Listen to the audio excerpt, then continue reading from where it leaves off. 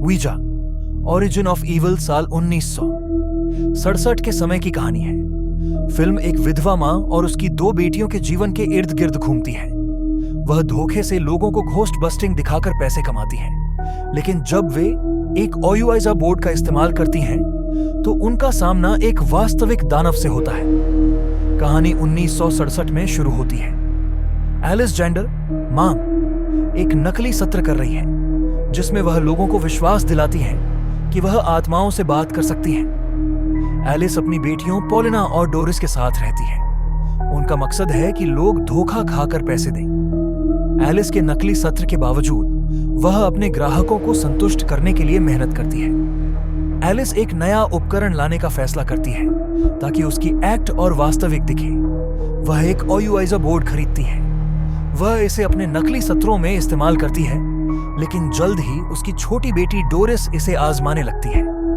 Doris board का इस्तेमाल करके अपने मृत पिता से बात करने की कोशिश करती है। शुरुआत में ऐसा लगता है कि डोरिस को किसी आत्मा से जवाब मिल रहा है। वह यह भी दावा करती है कि उसे घर में छुपा पैसा मिला है। यह पैसा सही जगह से मिलता है और एलिस इसे दैवीय संकेत मानती है।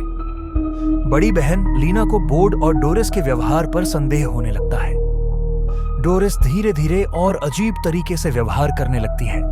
उसकी आंखें खाली और उसकी आवाज बदलने लगती है। स्कूल के पादरी फादर टॉम परिवार की मदद करने की पेशकश करते हैं। फादर टॉम का मानना है कि कुछ गलत है और वह बोर्ड की जांच करने का सुझाव देते हैं।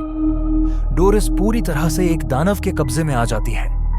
वह एक बार अपने दोस्तों के साथ खेल रही होती है और अचानक उसकी आंखें सफेद हो जाती हैं। वह उन्हें दीवार से चिपका देती है। फादर टॉम को पता चलता है कि घर में पहले के किराएदारों ने जर्मन वैज्ञानिकों के साथ एक प्रयोग किया था। वे मरे हुए लोगों की आत्माओं को वापस बुलाने की कोशिश कर रहे थे। यही आत्माएं अब डोरिस को घेर रही हैं। डोरिस बोर्ड का उपयोग करके आत्माओं से संवाद करती है, लेकिन यह आत्माएं खतरनाक होती हैं। आत्माएं पूरे परिवार पर हमला करना शुरू कर देती हैं। लीना और एलिस डोरिस को बचाने की कोशिश करती हैं, लेकिन डोरिस पूरी तरह से आत्मा के नियंत्रण में है। लीना को पता चलता है कि डोरिस को केवल मारा ही जा सकता है ताकि दानव मुक्त हो।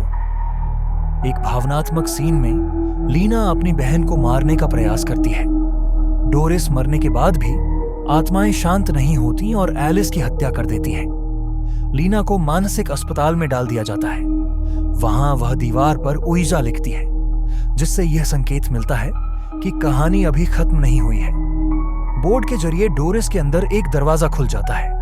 आत्माएं डोरिस का इस्तेमाल करके परिवार को पूरी तरह से नष्ट करना चाहती हैं। फिल्म में कई हिंट दिए जाते हैं कि आत्माएं पहले से इस घर में मौजूद थीं।